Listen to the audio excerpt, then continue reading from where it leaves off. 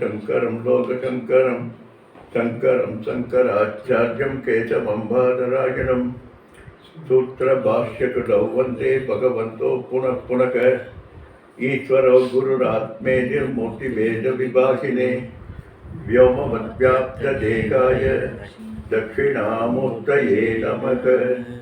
त्वमेव माता च पिता त्वमेव त्वमेव बन्धुश्च सखा त्वमेव त्वमेव विद्या द्रविणं त्वमेव त्वमेव सर्वं मम देव देव त्वमेव सर्वं मम देव देव। दयानन्दरूपं मदाचार्यमीटे दयानन्दरूपं मदाचार्यमीटे दयानन्दरूपं मदाचार्यमीटे। பூஜ்ய ஸ்ரீ தயானந்த சரஸ்வதி சுவாமிகளின் பாதார வித்தங்களை வணங்கி ஓம் சகனா பவது சகனௌ புனக்து சகலீ ஜங்கர பாவகை தேஜஸ்வினாவதீதமஸ்து மா வித்விஷாவகை। ஓம் சாந்தி சாந்தி சாந்தி। ஹரிஹி ஓம் ஸ்ரீ குருப்யோ நமக। ஹரிஹி ஓம்।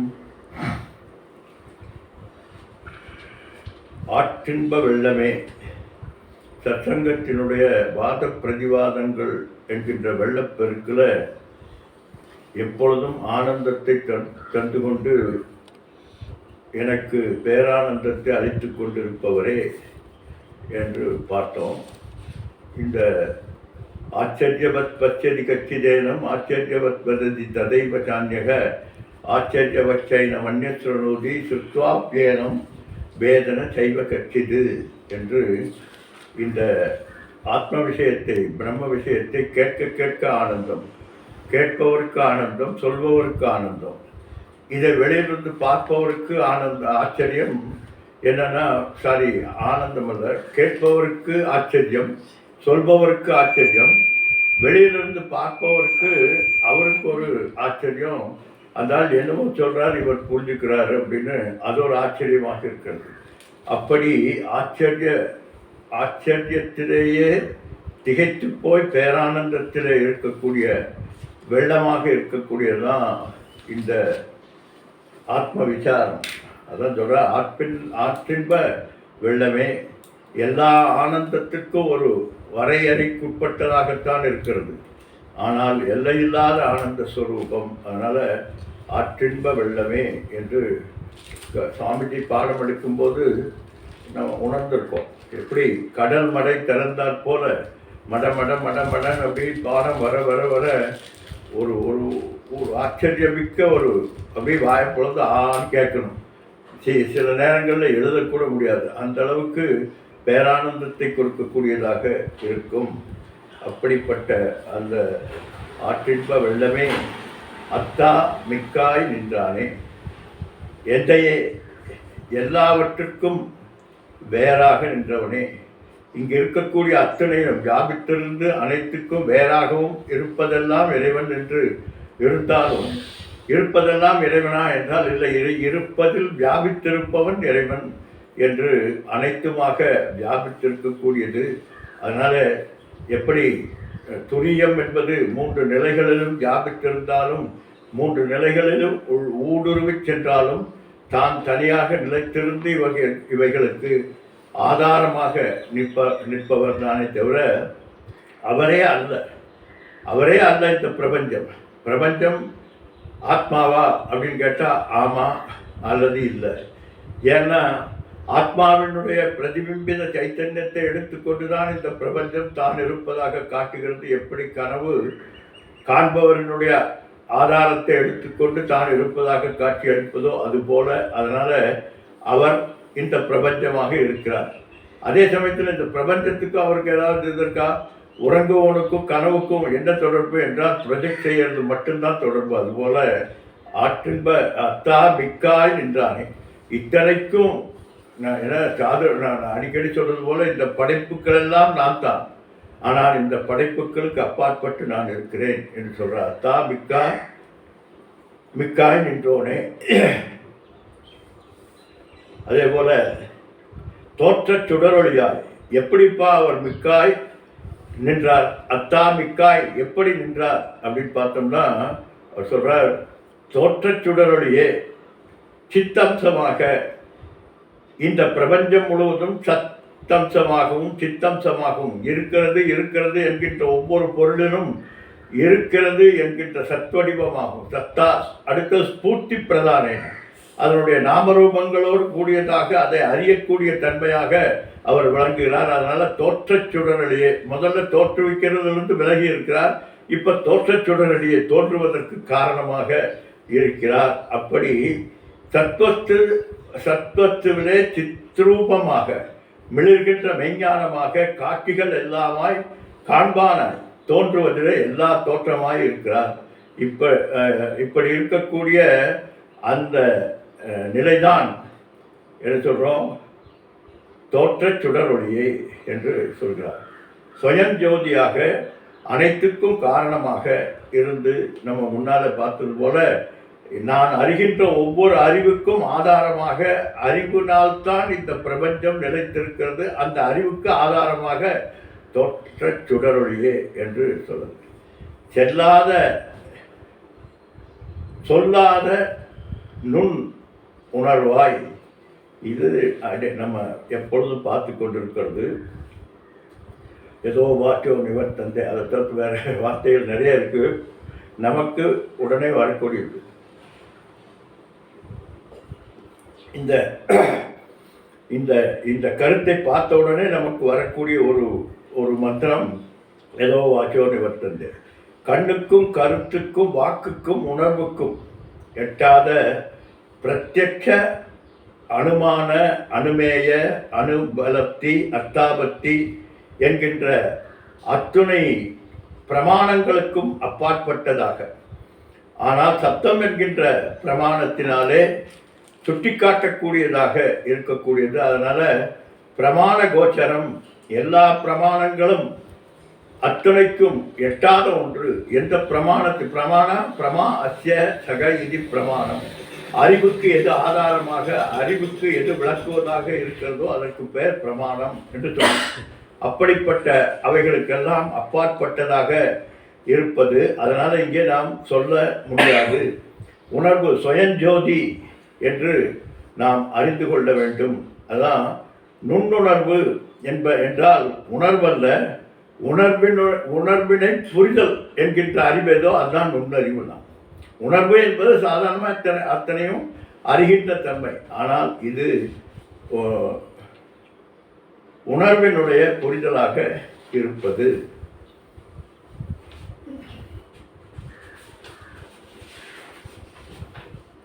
மாற்றமாம் வையகத்தில் எப்பொழுதும் கான்ஸ்டன்ட்லி மாறிக்கொண்டிருக்கக்கூடியதாகிய இந்த பிரபஞ்சத்தில் இயற்கை நியதி என்று இடையறாது மாறுவது என்பது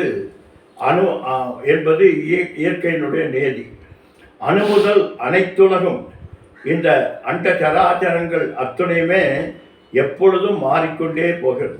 அது இப்படி மாறிக்கொண்டிருக்கக்கூடியது இந்த பிரகிருதியினுடைய இச்சாசக்தி, கிரியாசக்தி, ஞானசக்தி என்ற இயக்கத்தினுடைய தன்மை. அப்படி மாற்றமாம் இந்த வையகத்தை ஆதாரமாக, மாயையின் உட்பொருளாக, மாறாத தன்மையாக, அனைத்துக்கும் சாட்சியாக, திருஷ்ய விவேகத்தினை பார்ப்பவராக எது அறியப்படுகிறதோ அது இப்படி வாக்காலம்பனம் விகாரோ நாமதேயம் என்று வாக்குக்கும் வாக்கினுடைய பொருளுக்கும் இலக்காக கூடியதாகத்தான் இந்த பொருள்கள் இருக்கிறதே தவிர உண்மையில் அவைகள் எல்லாம் மாறிக்கொண்டே இருக்கக்கூடியவை என்று பார்த்தோம். அடுத்தது தேற்றனே தேற்றா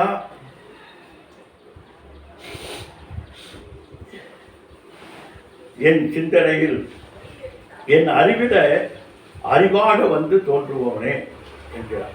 அதாவது நம்பிக்கை என்கின்ற அசைக்க முடியாத ஆற்றலை எனக்குள் வைத்து அந்த தேற்றத்திலே தெளிந்த முதல்ல நம்பிக்கை, ஸ்ரத்தை.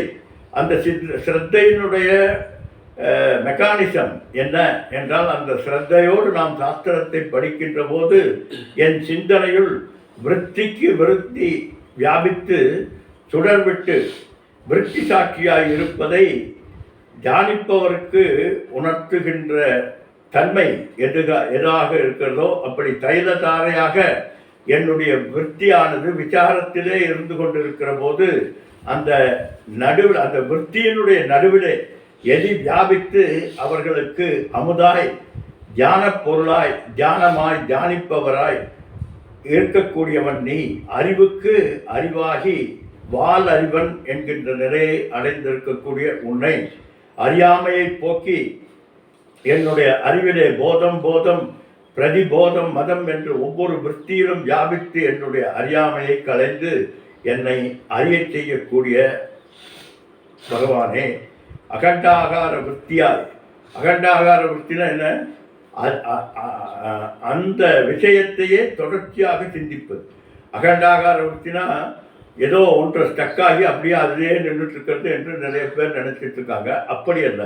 விசாரத்தினாலே தைலதாரையாக தொடர்ச்சியாக அதே விசாரத்தை செய்து கொண்டிருப்பது தான் தைலதாரை என்று சொல்வது. அப்படி என்னுடைய விற்த்தியில, என்னுடைய சிந்தனையிலே நின்றிருக்கக்கூடியவன், அப்படிப்பட்ட என்னுடைய சிந்தனையில் ஊற்றான அகண்டாகார விற்த்தியில பிரஜானம் பிரம்ம என்கின்ற மகா வாக்கியத்தின் பல பல பல மகா வாக்கியம். இந்த உடனே நம்மால் நினைச்சுவோம் பிரஜானம் பிரம்மங்கிறது தான் விற்த்திக்கு விருந்தாவது. இல்லை, எந்த மகா வாக்கியமாக இருந்தாலும் அந்த மகா வாக்கியத்தினுடைய உட்பொருளாக வியாபித்து விருத்தி சாட்சியாய் விருத்தி வியாபித்ததாக அனைத்துமாக இருக்கக்கூடியவர் யார்? அவர். ஒவ்வொரு நேரத்தையும் நான் சொன்னது போல ஒவ்வொரு வார்த்தையும் மகா வார்த்தையாக எழுதியிருக்கார். உன்னார் அமுதே உடையானே பிரஜானம் பிரம்ம. எனவே விருத்தி சாட்சி ஜீவன் அல்ல. பாருங்க, உன்னார் உடையோனா விருத்திக்கு சாட்சி ஜீவன் அல்ல. அப்ப யாரு? பரபிரம்மப்பா. ஏனென்றால் ஜீவன் என்பது கண்டிஷன்டு பை, அதனால அது சாட்சியாக இருக்க முடியாது. அதனால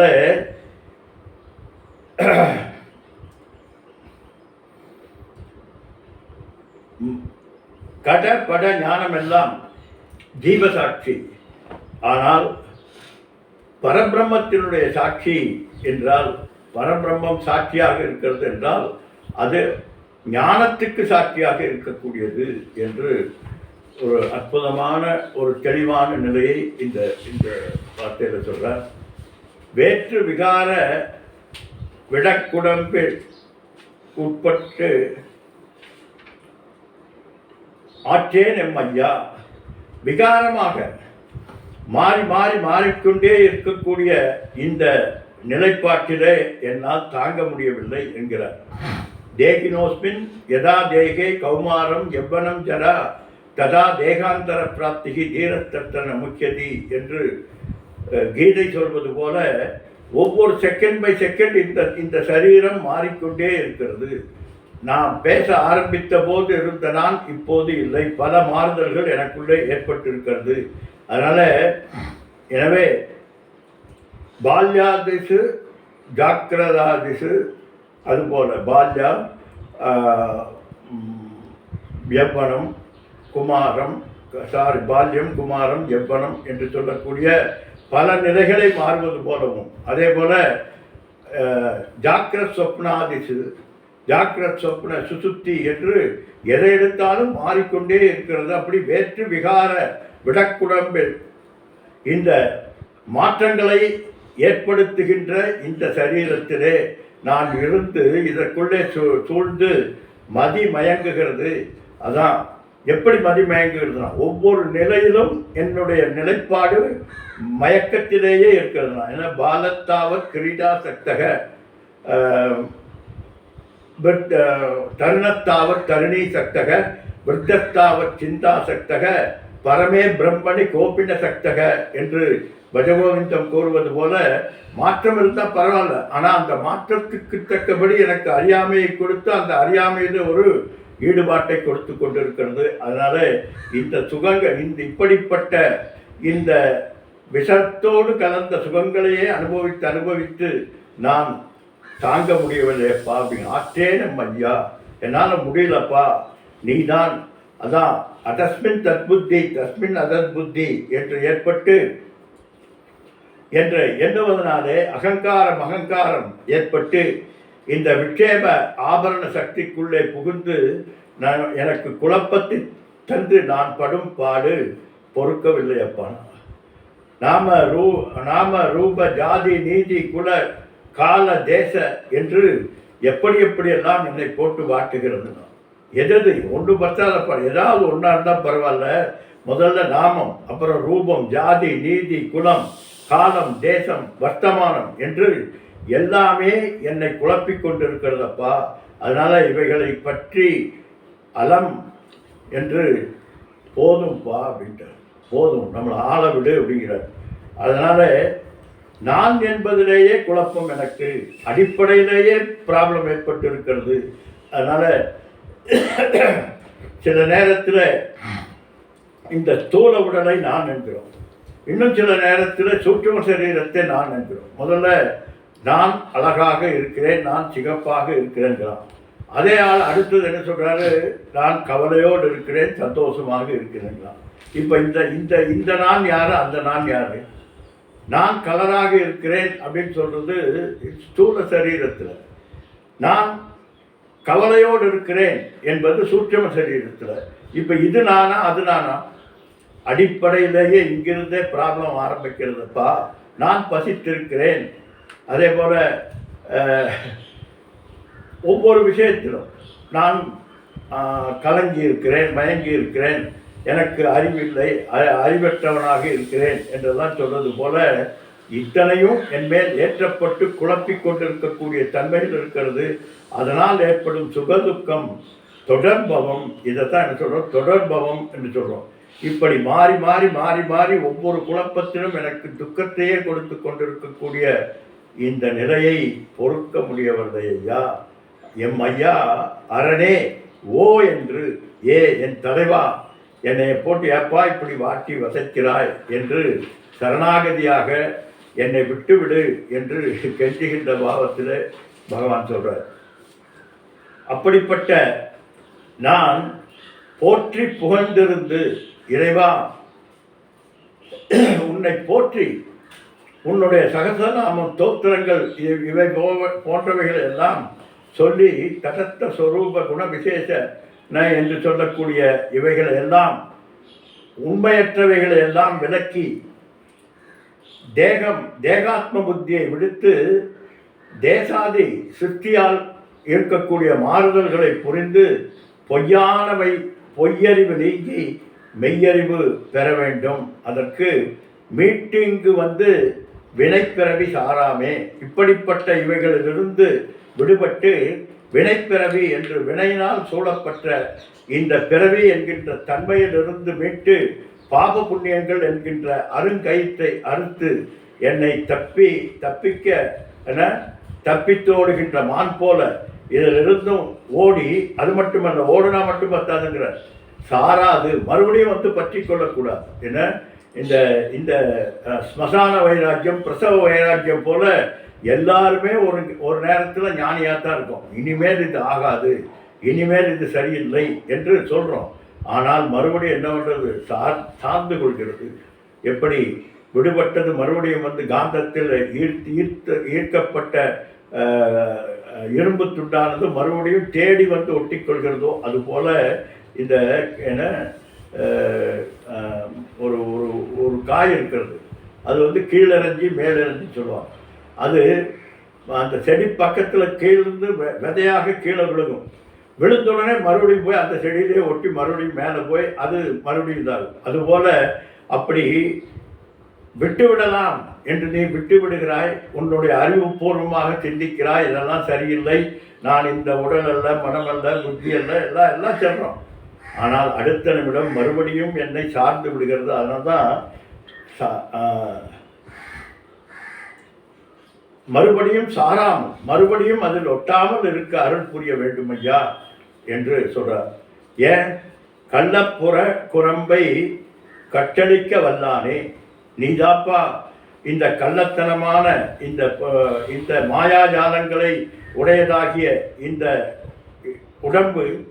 உடம்பு போன்ற இவைகளை எல்லாம் அறிவு பொய்யறிவு கொண்டு இவைகளெல்லாம் உண்மை என்று நினைத்து கொண்டு தெரிகின்ற இந்த தன்மையை ஞானிகள் மீண்டும் இந்த பூவுலகுக்கு வந்து வினையாலான இந்த உடலை எடுக்காத வண்ணம் வஞ்சனை செய்யும் புலன்களுக்கு இடமாக்கி இந்த சரீரமாகிய இந்த சிறு வீட்டை கட்டெடுத்து அருள் புரிய வேண்டும் இறைவனே, இது உன்னால் மட்டும்தான் முடியும். இந்த சரீரத்தை மறுபடி நான் அடையாமல் இருப்பதற்கு எனக்கென்று வஞ்சனை செய்து கொண்டிருக்கக்கூடிய இந்த இந்திரிய மனம் புத்தி இவைகளிலிருந்து விடுபடுவதற்கு நீதான் அருள் புரிய வேண்டும் என்று சொல்றார். கற்று ஈடு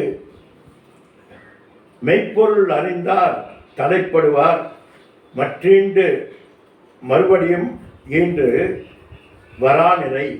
இந்த மறுபடியும் வராநிலை யாருக்கு வரும் என்று பட்டினத்தார் சொல்றார். எல்லாம் பட்டினத்தார் சித்தர் சித்தர் என்று சொல்றார். சித்தர் என்பவர்களுடைய கான்செப்டை மாற்றுகிறார்கள்.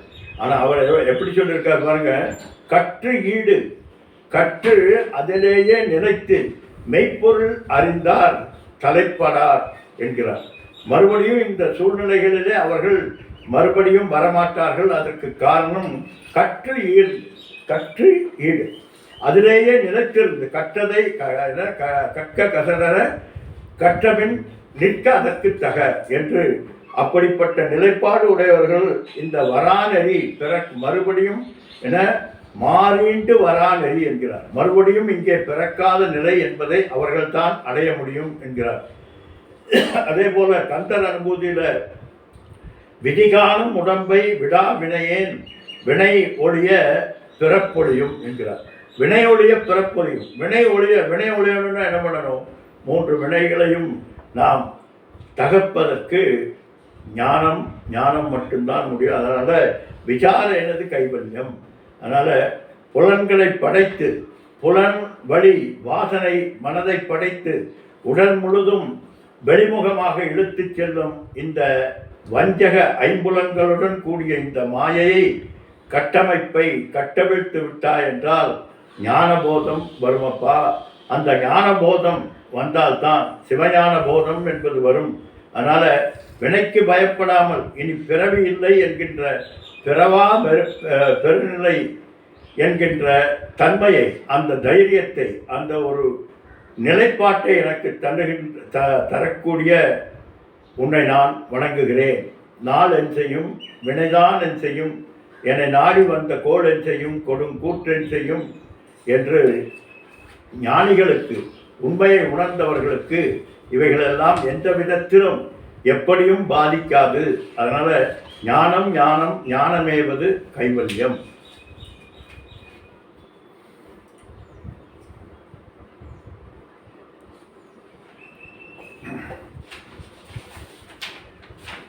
இப்படிப்பட்ட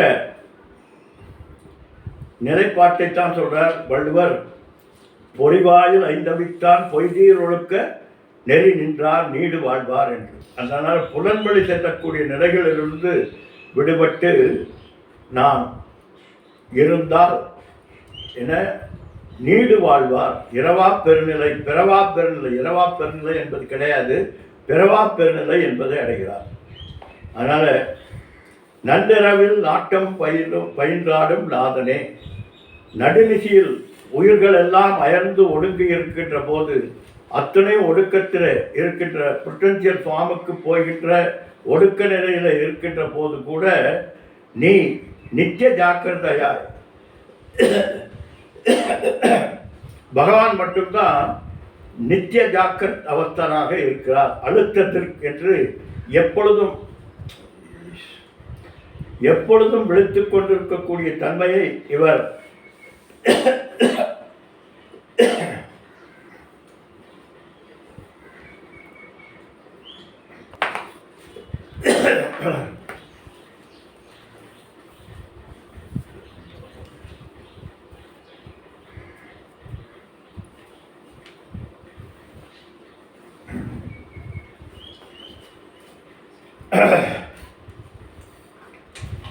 ஜாக்கிரத் அவஸ்தை மட்டும் தான் பகவானுக்கு இருக்கிறது. நமக்கெல்லாம் ஜாக்கிரத், சொப்ன, சுசுப்தி என்கின்ற எல்லா அவஸ்தைகளும் இருக்கிறது.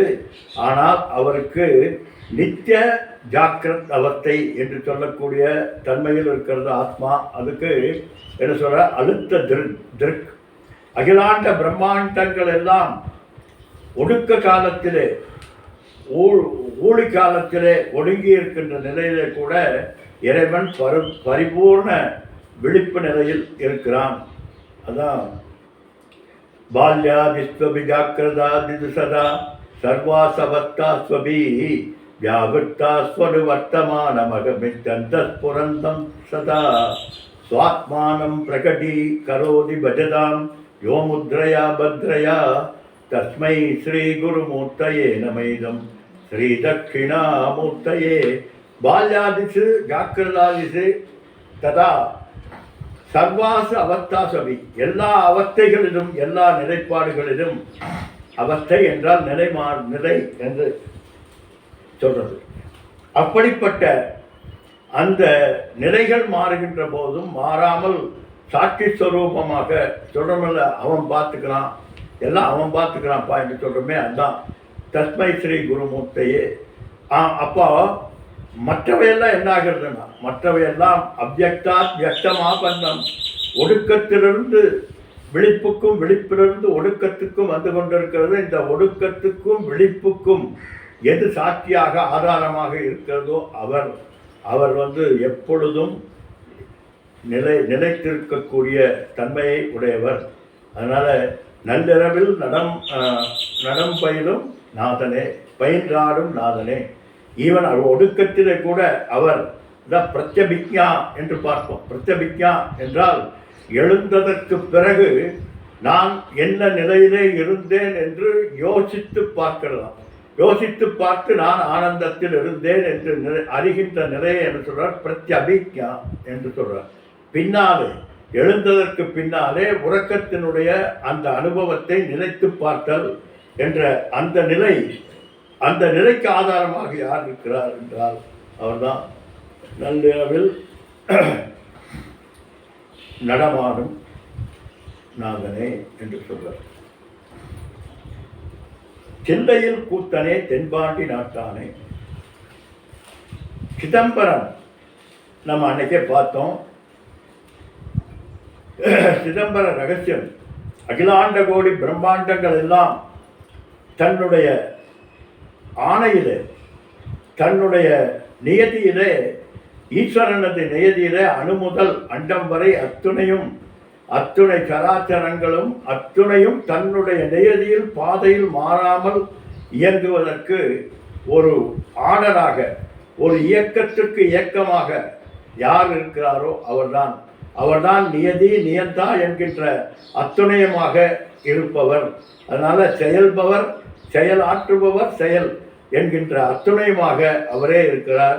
இந்த பிரபஞ்சத்துக்கு அச்சாணியாக சிதம்பரம் என்கின்ற அந்த ஸ்தலம் இருக்கிறது. இப்போ எல்லாரும் சொல்றாங்க இந்த பிரபஞ்சத்தினுடைய ஆதார சக்தி, ஆதாரம் என்பது சிதம்பரம் தான் என்று பல நிலைப்பாடுகளை வைத்து இப்போ சொல்லிக் கொண்டிருக்கிறார்கள். அந்த பெரிய விஞ்ஞானிகள் எல்லாம் இப்போ பிரபஞ்சத்தின் மையப்பகுதி அச்சாணி எது என்றால் சிதம்பரம் என்று சொல்கிறார்கள். அதை பற்றி நமக்கு அவ்வளோ விஞ்ஞானத்தை பற்றி அவ்வளோ அறிவில்லாதனால என்ன என்று தெரியல. அப்படிப்பட்ட நிலை அச்சாணியாக இருந்து கொண்டு இந்த பிரபஞ்ச இயக்கத்துக்கு எப்படி ஒரு சக்கரத்துக்கு அச்சாணியானது ஆதாரமாக இருந்து சக்கரம் சுழல்கிறதோ அதுபோல இந்த சிதம்பரத்தில் இருக்கக்கூடிய சித்வெளி என்று சொல்லக்கூடிய சைத்தன்ய ஸ்வரூபத்தில் ஆரம்பித்து அந்த மாயா சபல பிரம்மனாக அத்துணையும் ஆரம்பித்து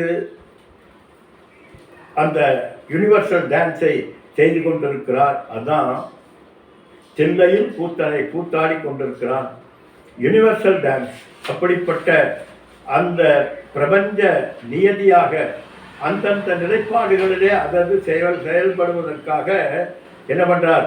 அதற்கு உரிய சக்தி எங்கிருந்து வருகிறதுனா மாயா சொரூபியா இருக்கக்கூடிய அம்பாளிடமிருந்து அந்த சக்தியானது வருகிறது. பிரபஞ்ச இயக்க தொடர்வதற்கு அம்பாள் இடது பக்கம் இருந்து இறைவனுக்கு அந்த சித்தி திதி லயம் என்பது இச்சாசக்தி, கிரியாசக்தி, ஞானசக்தி போன்றவைகள் எல்லாம் அழித்து கொண்டிருக்கிறார். இவர் ஆனந்த தாண்டவம் ஆடிக்கொண்டிருக்கிறார். இப்படி மாயா சபலமாக விட்சேப ஆபரண சக்தியாக வியாபித்து அங்கே ஆவரணம் என்கின்ற திரை, அந்த சிதம்பரத்தில் போய் பார்த்தீங்கன்னா ஒரு திரை போட்டிருப்பாங்க. அந்த திரையை எடுத்தால் நமக்கு அந்த வில்வ வடிவமான அந்த தங்க தகடுகள் தெரிகிறது. அப்படி திரை இந்த மாயை என்கின்ற திரையை விளக்கினால் எனக்கு சிதம்பர ரகசியம் என்பது தெரிய வருகிறது. அதனால இந்த பிரபஞ்சம் மாயா சக்தியோடு கூடி அந்த மாய சக்தியினுடைய தன்மையிலே 3 குணங்களாக 3 சக்திகளாக பரிணமித்து இந்த சரீரம் என்கின்ற இந்த பிரபஞ்சத்தை எடுக்கிறது என்று காட்டுகிறது. அதுதான் பகவானது அந்த உருவம், அந்த சிலா வடிவம். அதற்கு அதில் என்ன இருக்கிறது? அதனுடைய ரகசியம் என்றால் உடுக்கையில் ஆகாசத்தினுடைய குணம், சப்தம் என்கின்ற குணத்தை தன்னகத்தே ஆகாசத்தினுடைய தன்மையை காட்டிக்கொண்டு எப்படி ஆட்டினால் உடனே சத்தம் வருகிறதோ அதுபோல, அதே போல சூரியன், சந்திரன், ரயி, ரேதஸ் மற்றும் கங்கை போன்றவைகள் எல்லாம் தலையிலே வைத்து கொண்டிருக்கிறார். அப்போ ஜலம் என்கின்ற முதல்ல ஆகாசம், அப்புறம் அப்பு என்று சொல்லக்கூடிய நீராக தலையில் வைத்திருக்கிறார். அதே போல மண், அவருடைய உடல் முழுவதும் மண்ணினால் ஆனதாக காட்டப்படுகிறது. கையிலே தீச்சட்டி, அக்னி சட்டி வைத்திருக்கிறார். இது அக்னியுடைய அம்சமாக. இப்படி 5 தத்துவங்களை அறிய என்ன பண்ணணும்னா இந்த 5 தத்துவங்களோடு கூடி